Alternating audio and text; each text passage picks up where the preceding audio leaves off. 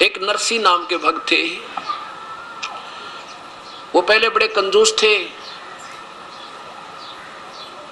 और 56 करोड़ की संपत्ति उनके पास थी। केवल एक लड़की थी और उसकी भी शादी कर चुके थे, और फिर भी वो कंजूस हुआ बैठा, चिचड़ हुआ बैठा, चिपक रहा उस माया के। और परमात्मा ने सोची, देखिए प्यारी आत्मा, ना इसके पास कोई लड़का और 56 करोड़ की संपत्ति, आज से काफी समय पहले तो अरबों खरबों की संपत्ति समझो। और नादान आत्मा चवनी दान नहीं करता, यो गधा बनेगा भूत इस माया के चिपट के। उसके लिए उस परमेश्वर ने ना जाने के किस प्रकार से प्यारी आत्मा से वो माया का जाल छुटवाया। कैसे? नरसी बहुत कंजूस आदमी हो गया था और उसकी हुंडी चला करती। हुंडी क्या होती है? जैसे ड्राफ्ट बनाए जाते हैं आजकल, बैंक ड्राफ्ट बनाते हैं कि एक कागज पे लिख देते हैं पैसे जमा करवा के कि हमने इसके इतने पैसे जमा हो गए और किसी बैंक में दे दो, वहां से आपको पैसे मिल जाएंगे। पहले हुंडी हुआ करती थी, इनको हुंडी कहते थे। वो उसमें कुछ एक शहरों में एक आध व्यक्ति को गवर्नमेंट नॉमिनेट कर दी थी, उसकी संपत्ति का हिसाब लगा के कि इतने रुपए तक का ड्राफ्ट बना सकता है और हुंडी दे सकता है। वो फिर आपस में 6 महीने में आदान प्रदान, वर्ष में एक दूसरे के साथ वो सेठ लोग कर लिया करते थे, इनको हुंडी कहते थे। अब नरसी जी बहुत कंजूस हो गया था और उसकी हुंडी चला करती थी। पैसे 56 करोड़ उसके पास, रुपये 56 करोड़ रुपए की संपत्ति। अब क्या होता है, एक दिन उसकी पत्नी ने कहा कि आप गंगा स्नान करवा के लाओ हमें। सेठ कहने लगा, क्यों पैसे बर्बाद करे, यही नहा ले, क्या करेगी, क्या रखा है, इतनी दूर जाओगी, ये है वो। उन्हें सोचा भी 10-20 रुपए खराब होंगे, और जैसे बहका रखा किसी को भी, गंगा पर जाओ वहां दान जरूर करे। तो बोली आत्मा ऐसे चल पड़ी। ज्यादा कहने से तो वो चल पड़ा, भी चल दिया, दुखी करेगी, रोजाना सिर में दर्द रखेगी, चल घूम आते। चल पड़े, गंगा में जाके स्नान करने लगे। इतने में वो कुपूर्ण परमात्मा, क्योंकि वो श्री कृष्ण के पुजारी थे तो बाद में श्री कृष्ण की महिमा गाई गई। कोई बात नहीं, आप इसको सुनते रहना, फिर आपको समझ में आ जाओगी कौन थे वो भगवान जो सबके दुख दूर करने वाले। वो पूर्ण परमात्मा आके, पहले तो हम भी आपको समझाने के लिए शुरू में श्री कृष्ण कहा करते थे, श्री कृष्ण आगे, लेकिन उस समय आपकी बुद्धि और ये शास्त्र नहीं दिखा पा रहा था, इसलिए सोचा करता कि बिल्कुल भी ना सुनेंगे मेरी एक बात को। अब आपके सामने प्रमाण शास्त्र आ गया, अब सारी समझ में आओगी आपके, मैं जो बात बताऊंगा वो सही सत्य समझ में आ जाएगी। तो पूर्ण परमात्मा वो उत्तम पुरुष तो अन्य परम अक्षर पुरुष सतपुरुष अकाल मूर्त आए, एक ब्राह्मण रूप बना के कहने लगे, सेठ जी कुछ दान करो, गंगा स्नान करने आए हो तो दान किया करते हैं, क्योंकि जैसी वो परंपरा उन्हें बना रखी थी उसी को आधार लेकर के। सेठ बोला, मेरे पास पैसे थोड़े हैं पंडित जी, किसी और पे ले जा, आप जाओ। परमात्मा कहने लगे, भाई देखो वैसे नहाने का क्या फायदा, कुछ दान किया करो, ये पानी तो वही ना नहा लेते आप। उसकी पत्नी कहने लगी, कर दे दो 1-2 रुपया दान ब्राह्मणता ही। बोला, ना ले, चुप करके स्नान कर ले, यहाँ ले आया ना इस ये बड़ी समझ तू, पैसे दान कर दे। कितना हो पैसे? कोई ना, थोड़े लाया हूँ मैं। आखिर में भगवान ने कहा 8 अन्य कर दे। ने बोला 8 अन्य भी कोई नहीं है। कहने लगा 4 अन्य तक कर दे, 4 अन्य भी कोई नहीं। आखिर में बोला 1 टका दूंगा, 1 टका। वो बोला 1 टका ही दे दे, कुछ तो हाथ तो छोड़ दे तू।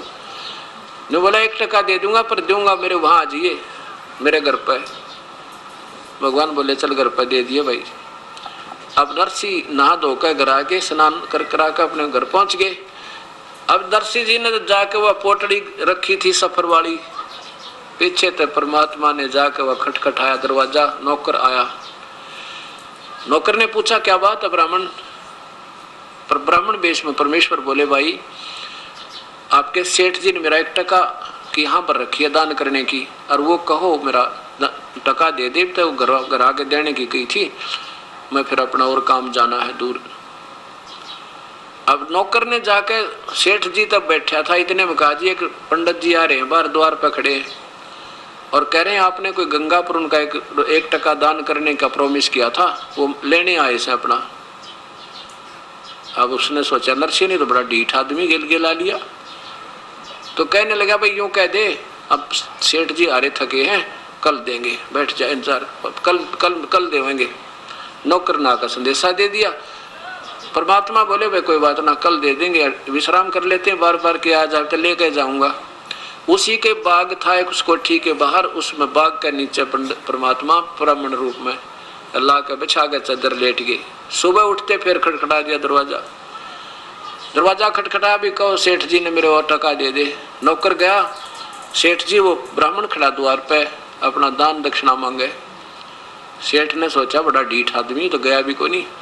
अब सेठ ने सोचा आज ही एक टके की इज्जत लगा रहा है, कल न मनमाने 100 रुपये की लागत बैठ जाए तो इसको तो रास्ता पा गया, फिर ये किसना भी काम कर दो इसका ना आगे फिर से दुखी करेगा। यो कहने लगा यूं कह दे।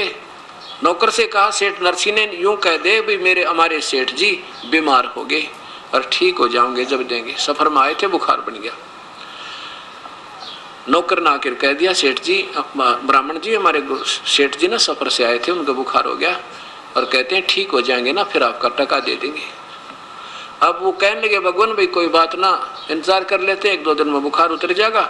अब बार बार तो आ नहीं जाता, पैसा लेकर जाऊंगा, वही अपना दिन में घूम फिरावे, शाम ने बोले आके फिर लेट जाए। अब 1 दिन देखा, 2 दिन देखे, 3 दिन हो गए। जब सेठ जी ने पूछा कि वो गया कि यहीं पर है, वो कहने लगे जी वो तो यहीं बिस्तर लगाए बैठे हैं सामने अपने के बाग में, और कह रहे थे कि अभी लेके जाऊंगा, बार बार तो आया नहीं जाता। सेठ नरसी इतने निकम्मेपन पा गया, कहने लगा नो कह दो वो तो मर गया सेठ थे बस। अब नौकर ने जाकर कह दिया ब्राह्मण हमारे सेठ जी का तो स्वर्गवास हो गया। और भाई बड़ी दुख दर्द बात हुई है, तो बीमार हो गए बेचारे, गंगा स्नान करके आए थे। भगवान बोले भाई कोई बात नहीं, तो मरना जीना तो लग रहा है, चलिए मृत्यु तो होगी पर तो अंतिम संस्कार करा के जाऊंगा, यूं तक जहाज। तो नौकर ने आके कहा सेठ जी वो तो ये कह रहे हैं, ऐसे कहा भी अंतिम संस्कार करा के जाएंगे, बात तो बहुत बुरी बनी है। चलो तो वैसे तो क्या जाया जाता है। सेठ जी बोला तो ढीठ आदमी है भाई, ऐसे करो तुम लकड़ियां ढोने शुरू कर दो, शायद उसका समझ में आ जाए वास्तव में मर गया तो ना लकड़ी क्यों, सेठ गांव का मर जा, शहर का तो दुनिया इकट्ठी हो जाए, सब न बेरा हो।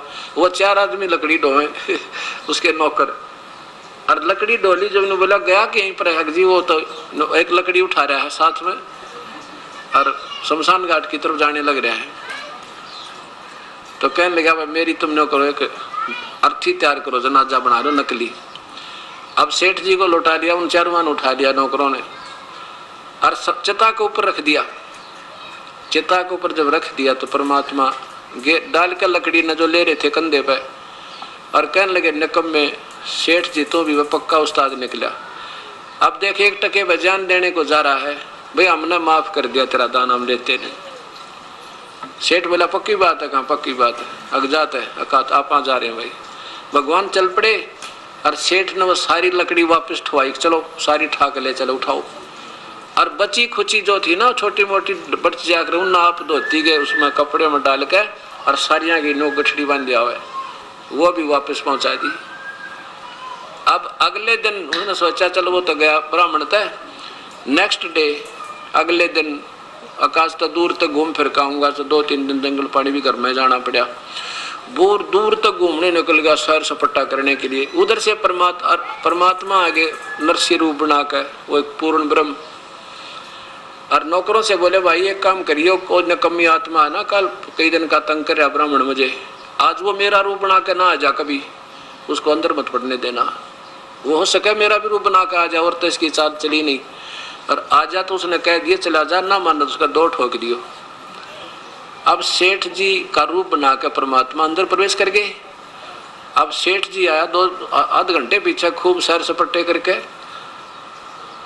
अब जो द्वार पर खड़ा था नौकर कहने लगा भाई वहीं खड़ा हो जाना, सेठ दे रुपये तो बहु रुपया है, हमारे सेठ जी को बहुत परेशान कर लिया तूने। अब देखा ना वो सच्ची कह रहे थे हमारे सेठ जी के मेरा रूप बना कर आएगा, तो वो एक काम कर दिया। और वो सेठ क्यों रुका, नौकर के कहने तो बिल्कुल सामने आ गया। तो वो नौकर कहते रहे तुझे सुना नहीं, लठ उठाया। तो वो कहता अरे फलाना मल दकड़ा मल क्या कर रहा है तू, मैं वो हूँ सेठ हूँ नरसी है, तू क्या बात कर रहा है मेरे तय, ने बोला मारे भगवान मारे सेठ तो। बोलो सतगुरुदेव की जय हो।